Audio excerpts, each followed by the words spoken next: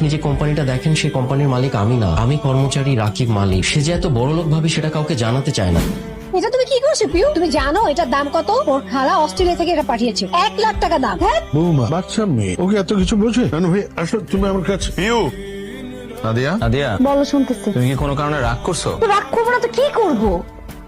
হ্যাঁ, ভাইয়া ভাবিরা কি পরিমাণ অপমান করলো সবার সামনে। 4-5 হাজার টাকা দিয়ে তুমি একটা গিফট কিনে দিলা। এই খেলাটা না কিনে একটু দামি খেলা তো কিনে দিতে পারতাম, তাই না? আমি বলছিলাম তোমাকে, না সেটা করলা না। ভাবে ভাই বোনেরা থাকে বিদেশে, সবসময় জুনাতকে দামি দামি গিফট কিনে দেয়, আর আমি তোর ফুপু ফুপু হয়ে আমি কি গিফটটা দিলাম? কথা তো শোনাবে। ভাইয়া ঠিকই বলছে, সবসময় সামির ভাইয়ের উপর ভরসা করে থাকি, জীবনটাই পার হবে চুলা ঠেলতে ঠেলতে। কি বলতেছো তুমি? ঠিকই বলতেছি। শোনো, তুমি একটা কাজ করবা, তুমি বাবাকে বলবা যে তোমাদের গ্রামের একটা জমি আছে, সেই জমিটা বিক্রি করে তোমাকে যাতে কিছু টাকা দেয়, এটা দিয়ে একটা বিজনেস শুরু করো। কিছু একটা করো। কি বিজনেস করবা সেটা যদি তোমার বুদ্ধিতে না আসে, তুমি সামির ভাইকে জিজ্ঞেস করো, তার কাছ থেকে একটা বুদ্ধি নাও। ও সেই বুদ্ধি নিতে তো তোমার আবার কষ্ট হয়ে যাবে, তুমি পারবা না বুদ্ধি নিতে। তাহলে আমি তাকে ফোন দিই, আমি জিজ্ঞেস করি কি বুদ্ধিতে করা যায় বিজনেস। পাগল হয়ে গেছো নাকি? হ্যাঁ পাগল হয়ে গেছি, একদম পাগল হয়ে গেছি।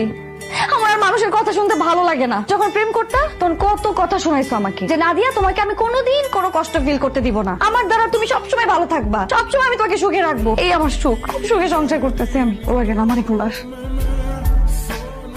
আমি তোমার হাত ছুঁয়ে কথা দিচ্ছি, আমি বেঁচে থাকতে তোমাকে কখনো কষ্ট পেতে দিব না। হয়তো শহরের উঁচু বিল্ডিং এ বড় ফ্ল্যাট দামি গাড়ি কিনে দিতে না পারি, কিন্তু আমার ভালোবাসার অভাব কখনো তোমাকে টের পেতে দিব না। হ্যাঁ বলো। তুমি নাকি নতুন একটা ট্যাব কিনে জোনাইদের জন্য পাঠিয়েছো?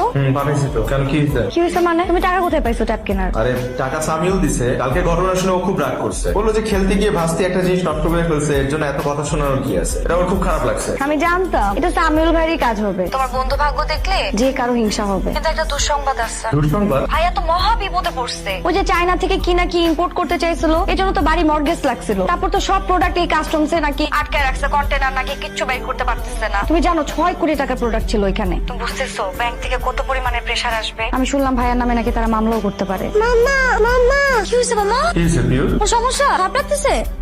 পিউ! হ্যালো, আপনাদের বাচ্চার হার্টে একটা ছিদ্র আছে।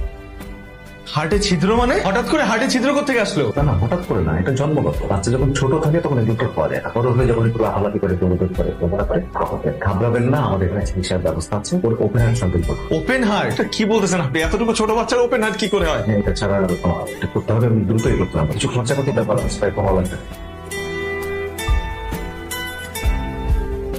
যে টাকার ব্যবস্থা হয়ে যাবে, প্লিজ আমার মেয়ের অপারেশনের ব্যবস্থা করে রাখতে। নাদিয়া, কি টাকার বিষয় বলবা? হ্যাঁ টাকাটা কিভাবে জোগাড় করবা তাই তো? ভাইয়ের কাছ থেকে তো চাইতে পারবো না, ভাইয়া তো নিজেই ডুবে বসে আছে ব্যবসা নিয়ে। কার কাছে চাইতে হবে? সামিউল ভাই আছে তো, এক সামিউল ভাই, তার কাছে চাইতে হবে, তার কাছে চাইতে হবে। না, আমি